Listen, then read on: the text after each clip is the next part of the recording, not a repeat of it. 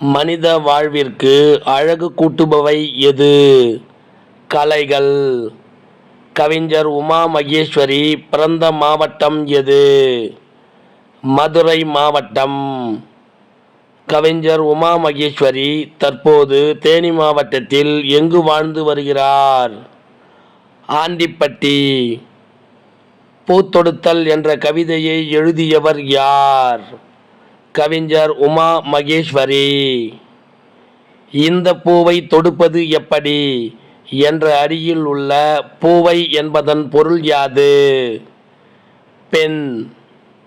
சாந்தமானதொரு பிரபஞ்சத்தை சுமக்கின்றன ஒளித்தண்டுகள் என்ற வரியில் உள்ள பிரபஞ்சம் என்பதன் பொருள் என்ன? பேரண்டம்.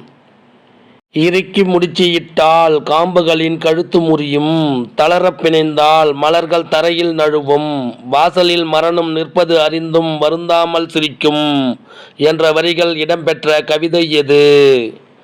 பூத்தொடுத்தல்.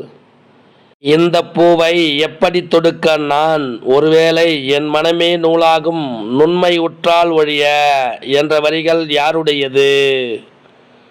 உமா மகேஸ்வரி. மலர்கள் தரையில் நழுவும் எப்போது? தளரப் பிணைந்தால். இறுக்கி முடிச்சியிட்டால் என்ற வரியில் உள்ள இறுக்கி எனும் சொல்லுக்கு இலக்கண குறிப்பு தருக. வினையெச்சம். தளரப் பிணைந்தால் என்ற வரியில் உள்ள தளர எனும் சொல்லுக்கு இலக்கண குறிப்பு தருக. பெயரெச்சம்.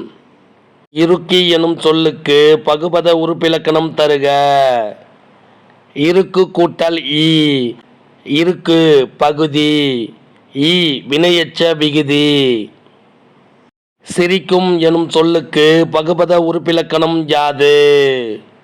சிரி கூட்டல் இக்கு கூட்டல் இக்கு கூட்டல் சிரி பகுதி. இக் சந்தி. இக் எதிர்கால இடைநிலை. செய்யும் எனும் வாய்ப்பாட்டு வினைமுற்று விகுதி. கவிஞர் உமா மகேஸ்வரியின் கவிதை தொகுதிகள் யாவை?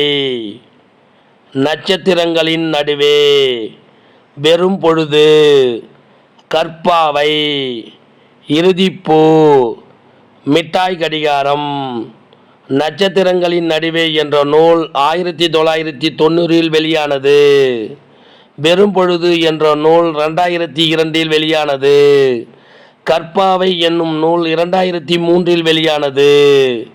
இறுதிப்பூ என்ற நூல் 2008 வெளியானது. மிட்டாய் கடிகாரம் என்ற நூல் 2015 வெளியானது.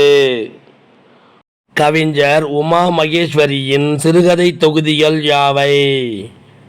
மரப்பாச்சி, தொலைகடல், அரளிவானம், வயலட் ஜன்னல். மரப்பாச்சி என்ற நூல் 2002 வெளியானது.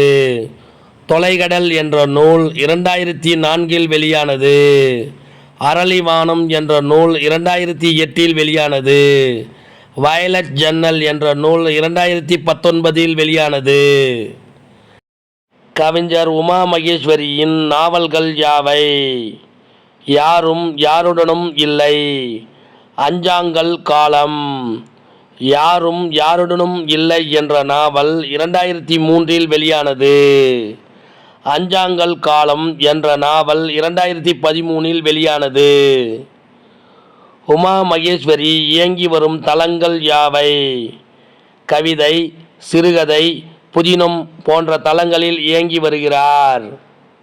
உமா மகேஸ்வரியின் கதைகள் என்ற நூல் எந்த ஆண்டு வெளியானது?